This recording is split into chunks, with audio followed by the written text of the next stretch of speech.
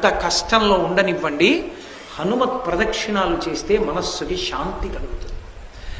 పిల్లల దగ్గర నుంచి వృద్ధుల వరకు, స్త్రీ పురుష పండిత పామర కుల మత వర్ణ వర్గ వివక్ష లేదు. ఎవ్వరైనా హనుమకి ప్రదక్షిణం చెయ్యవచ్చు.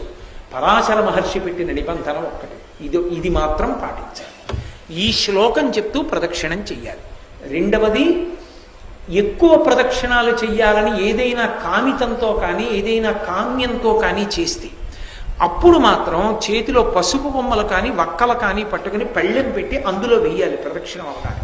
తప్ప వేళ్లతో లెక్క పెట్టడం, కాగితం మీద పెన్నుతో రాసి గీతలు కొట్టడం, పుల్లలతో గుచ్చడం, అటువంటి ప్రదక్షిణాలు చెయ్యకూడదు. అది దోషభూయిష్టం. కాబట్టి అలా ప్రదక్షిణం చేస్తే హనుమ పరమ ప్రసన్నులవుతారు అని. హనుమ ప్రసన్నులవడానికి ఏకైక మార్గము హనుమత్ ప్రదక్షిణములే అని పరాశర సంహిత యొక్క తీర్పు.